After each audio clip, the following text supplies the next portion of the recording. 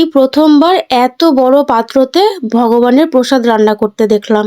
তার সাথে সকালে ছিল চা, মুড়ি তরকারি আর এত সুন্দর একটা মন্দিরের দর্শন। আর হ্যাঁ, দুপুরে কিন্তু খিচুড়িরও ব্যবস্থা ছিল। তো চলো আজকের ভিডিওটা তোমাদের সঙ্গে শেয়ার করি। হ্যালো এভরিওয়ান, তোমরা সবাই কেমন আছো? আমার এই ছোট্ট একটা ভিডিওতে তোমাদের অনেক অনেক ওয়েলকাম। তো এই যে দেখতেই পেলে আমি আর দিদুন চলে আসলাম টোটো করে এই মন্দিরে। তো এটা হচ্ছে কাটোয়ার কলেজ পাড়াতে। হ্যাঁ, কলেজ পাড়ায় অনুকূল ঠাকুরের আশ্রম। তো এই আশ্রমেই ছিল আজকে মেলার আয়োজন। মানে বাইরে অনেক মেলা বসেছিল, তার সাথে ভেতরে সারাটা দিন ধরে ঠাকুরের নাম গান, আর তার সাথে ছিল প্রচুর খাওয়া দাওয়ার ব্যবস্থা। তো এই যে দেখো, এসেই প্রথমে বাইরে একটা দর্শন করছি। তো বাইরে এখানে দেখলাম যে যারা আর কি অসুস্থ হয়ে যাচ্ছে তাদের জন্য চিকিৎসার ব্যবস্থা ছিল। আর তারই ওপরে মানে তারই সামনে ছিল একটা মানে মঞ্চ। তো সেখানে সারাদিন ধরে শুধুমাত্র ঠাকুরের নাম গান হচ্ছিল। আর এই যে দেখো কত সুন্দর একটা মন্দির, দুই পাশ দিয়ে সিঁড়ি উঠে গেছে, একদিক দিয়ে ওঠার একদিক দিয়ে নামার। তো মন্দিরটা সত্যিই খুবই সুন্দর।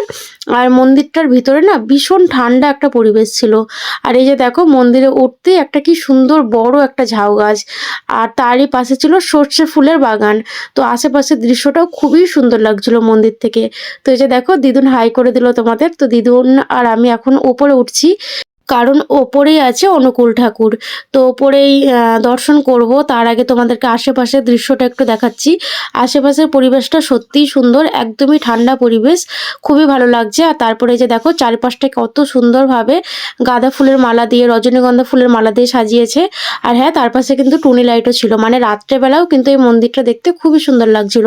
আর আমি যেহেতু সন্ধ্যের পরে পরে গিয়েছি, তো সন্ধ্যেবেলার যে দৃশ্যটা সেটাও দেখতে পেয়েছিলাম। তো যাই হোক, তারপরে এই যে দেখো মন্দিরের ভিতরে চলে আসলাম। তো এখানে তো প্রচুর লোক, আর মন্দিরের ভেতরটাও কিন্তু খুব সুন্দরভাবে সাজিয়েছিল। আর সত্যি বলতে এই সমস্ত মন্দিরে যেতে আমার বেশ ভালো লাগে। তাই কারোর নাম শুনলেই মানে কারোর সঙ্গ পেলেই কিন্তু আমি চলে যাই। আর আজকে যেহেতু দিদুন এখানে যাচ্ছিল, তাই ভাবলাম আমি আর দেরি করব না, আমিও যাবই। তো যাই হোক, তো খুবই ভালো লাগছে এখানে এসে, আশেপাশের পরিবেশটা খুবই সুন্দর লাগছিল। আর এই যে দেখো ওপর থেকে নিচেটা দেখতে বেশ সুন্দর লাগছে। আর এরই চারপাশে না কি সুন্দর রেলিংয়ের মতো ছিল, তো সেখানেও একটুখানি ঘুরলাম। তারপরে চলে আসলাম এই বাইরেটাই।